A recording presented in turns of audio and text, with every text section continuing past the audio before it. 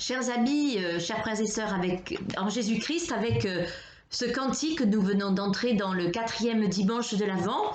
La couronne est allumée derrière moi et réjouissez-vous, oui, réjouissons-nous dans le Seigneur car il est proche. Noël est à nos portes, nous allons bientôt le fêter, que ce soit le 24 décembre ou le 25. La 4e bougie de ce jour est le symbole de l'enseignement des prophètes qui ont annoncé le règne de Dieu, un règne de justice et de paix.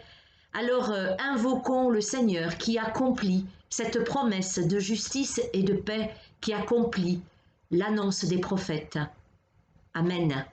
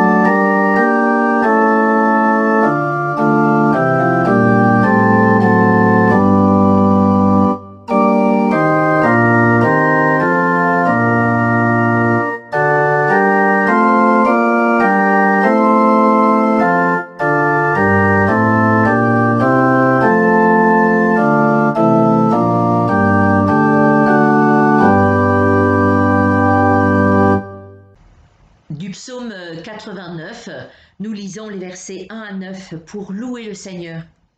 Je chanterai toujours les actes bienveillants de l'Éternel. Ma bouche fera connaître ta fidélité de génération en génération, car je dis, la bienveillance est bâtie pour l'éternité. Voici les cieux, en eux tu affermis ta fidélité. J'ai conclu une alliance avec mon élu. J'ai fait un serment à David, mon serviteur. J'affermirai ta descendance pour toujours, et je bâtirai ton trône de génération en génération. Les cieux célèbrent tes merveilles éternelles, de même ta fidélité dans l'assemblée des saints. Oui, en effet, dans la nue, qui peut se mesurer à l'Éternel? Qui est comparable à l'Éternel parmi les fils des dieux? Dieu est terrible au grand conseil des saints, redoutable pour tous ceux qui l'environnent. Éternel, Dieu des armées, qui est comme toi puissant, Éternel? Ta fidélité t'environne. Oui, de génération en génération, je louerai ton amour. Alléluia.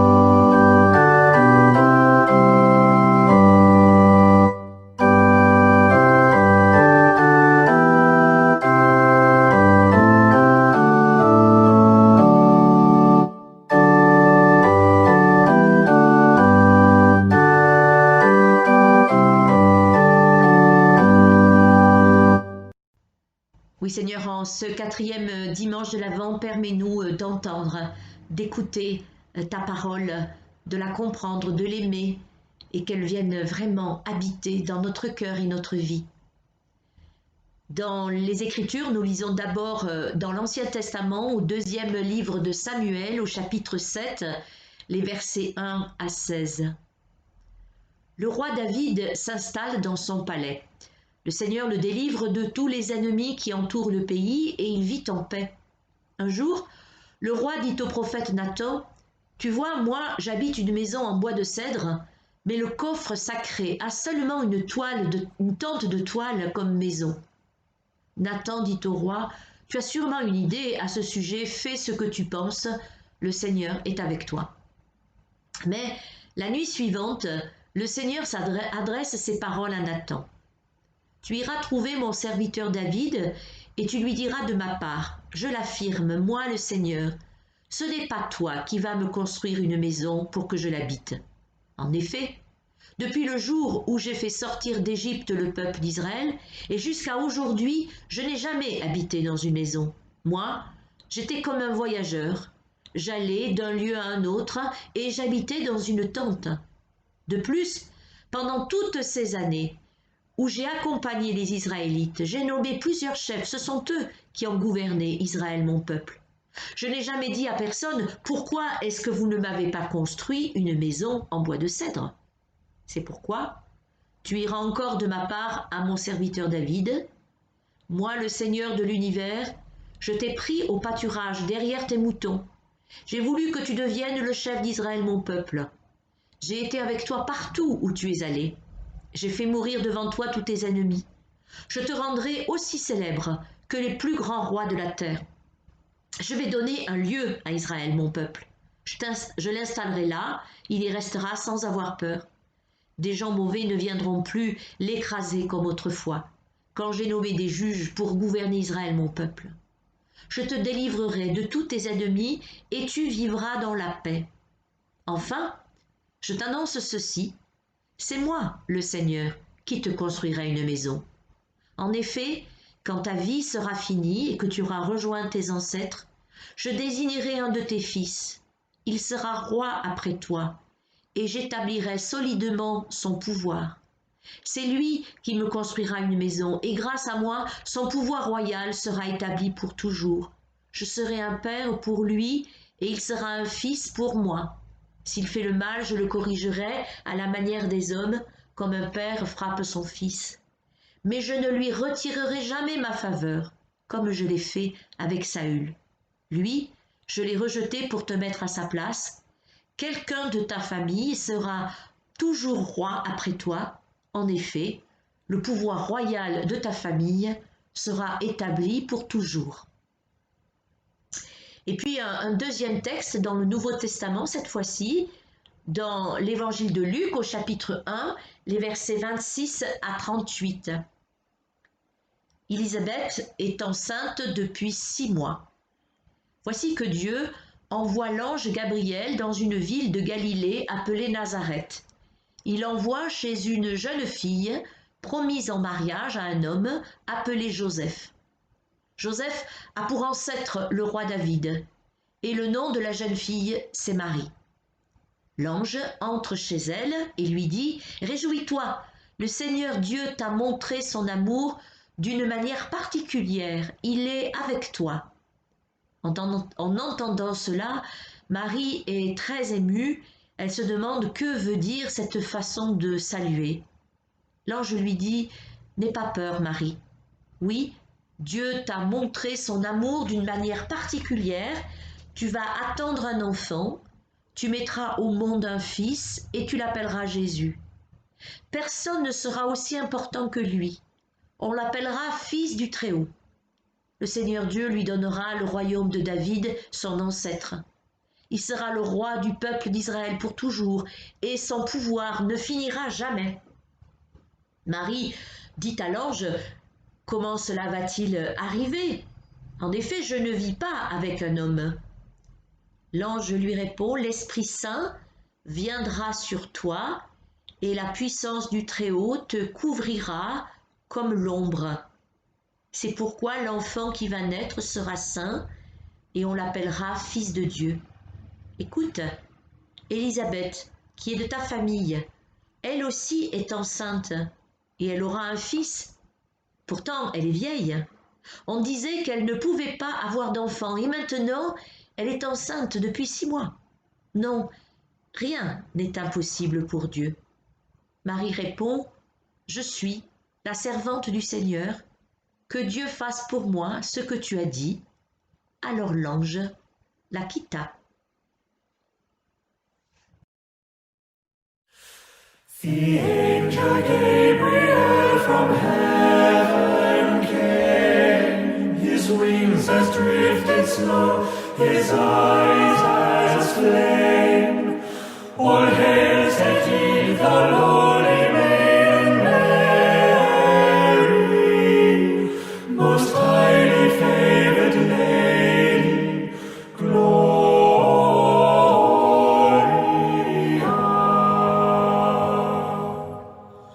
For known the blessed Mother thou shalt be, all generations laud and honor thee. Thy Son shall be Emmanuel, by saints foretold, most highly favored Lady,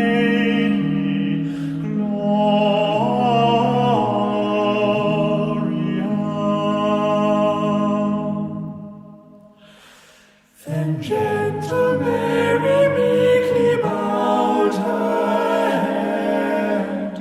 To me be as it pleaseth God, she said. My soul shall laud and magnify his holy name. Most highly favored Lady,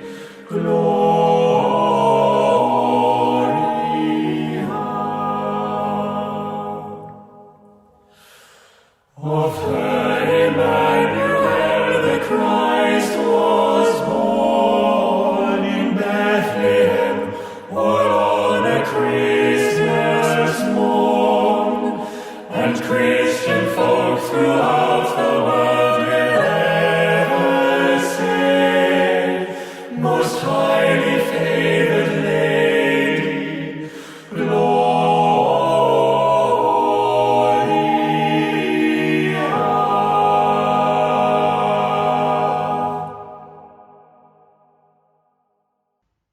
Bénis Seigneur cette maison et tous ceux qui en franchissent le seuil. Connaissez-vous cette prière? Je vous la répète. Bénis Seigneur cette maison et tous ceux qui en franchissent le seuil. Cette prière est souvent inscrite sur un petit panneau en bois ou en tout autre matériau et ce panneau est placé dans l'entrée des maisons. C'était souvent le cas autrefois dans les maisons, les foyers protestants et encore aujourd'hui chez certains. Bénis Seigneur cette maison et tous ceux qui en franchissent le seuil. Belle formule d'accueil, belle intercession qui met ensemble le quotidien, le lieu où l'on vit, la maison, le foyer et les visiteurs, les personnes que l'on reçoit, que l'on accueille chez soi. Je pense à cette prière et je pense aussi à une autre phrase, c'est un verset. Moi et ma maison, nous servirons l'Éternel. Encore la maison, mais cette fois-ci dans le sens de la famille, la maisonnée.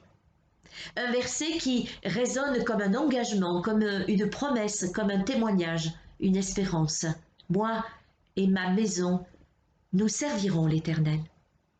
Que toutes les générations de ma famille, moi, mes enfants, mes petits-enfants, comme mes parents avant moi, que toute ma famille serve le Seigneur. Beau témoignage, beau souhait, belle prière dont nous pouvons tous espérer la réalisation. N'est-ce pas notre vœu le plus cher? Que nos convictions religieuses soient partagées par nos plus proches, par notre famille, par notre foyer. C'est parfois le cas, mais pas toujours. Dans les deux textes bibliques d'aujourd'hui, il est question de maison, et de maison dans les deux sens que je viens d'illustrer en introduction de cette prédication. La maison bâtiment, lieu de vie, et la maison foyer, famille. Le roi David veut construire une maison, un temple à l'Éternel. Rien moins que cela. Une intention admirable, louable, généreuse, qui ne peut que provoquer admiration de ses sujets et certainement, en tout cas peut-être David l'expert, l'attention de Dieu. Un roi riche, bien établi, dans un beau palais construit avec les cèdres du Liban, veut construire une maison pour son Dieu. Mes amis, vous le savez, le même sentiment, le même élan, le même geste de foi et de louange habitait les constructeurs, les bâtisseurs de cathédrales. Et cela a, ma foi, pour le moins, donné de magnifiques résultats que l'on peut admirer encore, visiter, et pour lesquels on se mobilise volontiers. Souvenez-vous, cette année de l'émotion et de l'élan de générosité quand il y eut l'incendie qui a ravagé Notre-Dame de Paris. Oui, quoi de plus beau, quoi de plus significatif qu'un beau lieu, qu'un beau temple pour Dieu. Et même si nous, les protestants, nous savons que les temples ne sont pas sacrés, nous aimons nos temples, parce qu'ils sont signes de beaucoup de choses et ils sont aussi liés à notre spiritualité. Bien sûr, on peut célébrer Dieu dans n'importe où, mais lui dédier un lieu, lui dédier un temple, marquer ainsi sa place au milieu de nous, n'est-ce pas nécessaire et important? Mais Dieu n'en veut pas. Il le fait dire à David par son prophète.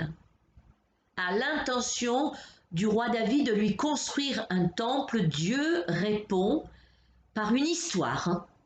Donc pas un lieu, mais une histoire. Par la bouche du prophète Nathan, Dieu raconte tout ce qu'il a fait pour son peuple, comment il a partagé sa vie, comment il y est intervenu. Ainsi, Dieu veut dire qu'il n'est pas dans un temple. Il ne peut pas être dans un lieu précis. Il est dans la vie, dans l'histoire de son peuple, où il n'est pas. Et pour bien marquer cela, pour le prouver, Dieu annonce qu'il va construire à David, qu'il va donner à David une maison, une famille, avec laquelle il scelle une alliance éternelle. La lignée de David ira jusqu'à Jésus, car Jésus dont nous fêterons la naissance à Noël, Jésus a pour père adoptif Joseph, dont l'ancêtre est David. David est l'ancêtre de Jésus.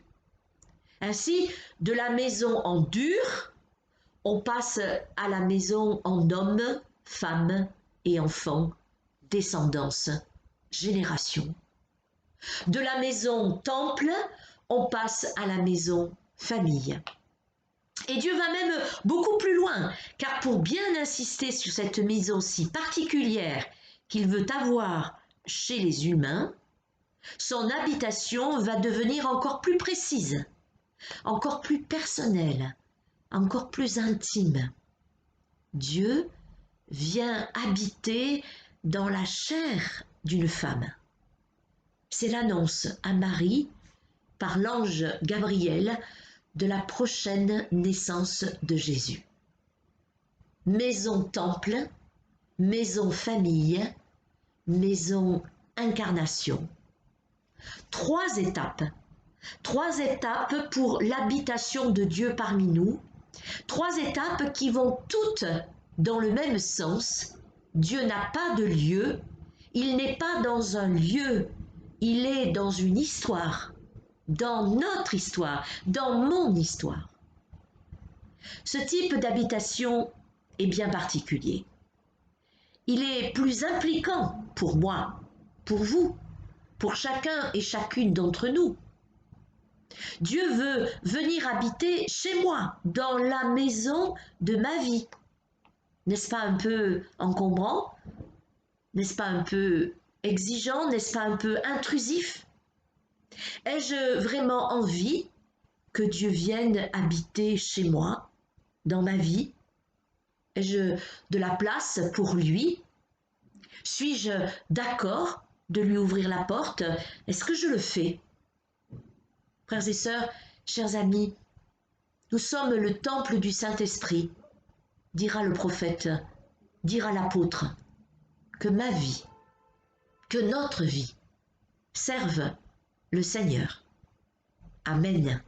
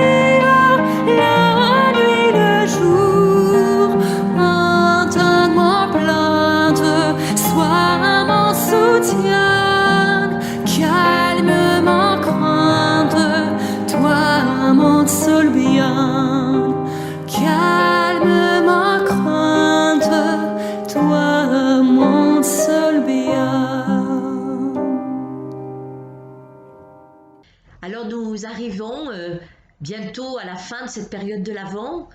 Jeudi soir, jeudi 24 décembre, aura lieu la veillée de Noël. Dans le secteur de Remiremont, elle aura lieu au temple de Gérardmer à 18 h et puis dans le secteur d'Épinal-Taon à Épinal, au temple d'Épinal à 18 h également. Et puis le lendemain, le culte de Noël, le vendredi 25 décembre, à Remiremont à 10h30 et à Taon-les-Vosges à 10 h. Oui, cette période s'achève, cette période de préparation, de réflexion autour de l'attente de la naissance du Seigneur. Pendant Plusieurs fois, pendant les cultes enregistrés, je vous ai rappelé l'offrande pour la vie de notre Église. Je le fais encore ce matin. Que chacun donne avec joie, espérance, générosité pour soutenir la vie de l'Église et que cette parole, cet évangile soit partagé le plus largement possible. Alors, que nous nous voyions ou pas pour ces fêtes de Noël, que nous soyons seuls ou rassemblés dans des circonstances un peu particulières cette année, que la joie de Noël habite chacun et chacune d'entre nous. Je vous invite maintenant à la prière d'intercession. Dieu de miséricorde, tu aimes le monde que tu as créé et tu ne détournes pas ton regard de celles et ceux qui sont dans la détresse. C'est pourquoi nous t'adressons notre prière. Pose ton regard sur l'Église et sur les personnes qui y sont à l'œuvre. Qu'elles accueillent ta parole et soient remplies de joie et d'espérance. Pose ton regard sur les personnes qui exercent un pouvoir et ont de l'influence dans la société. Qu'elles trouvent des voies qui mènent à la justice et à la paix.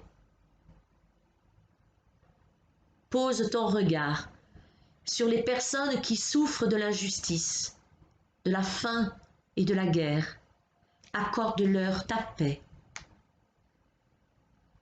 Pose ton regard sur les personnes qui en ces jours souffrent de la solitude. Qu'elles ressentent que tu es proche. Pose ton regard sur les personnes qui vivent un temps de deuil. Nous les nommons dans le secret de nos cœurs. Allume dans leur cœur une lumière d'espérance. Pose ton regard sur les personnes malades et sur celles qui les soignent. Qu'elles trouvent en toi la force et la patience. Dans le silence, nous te confions ce qui nous tient particulièrement à cœur.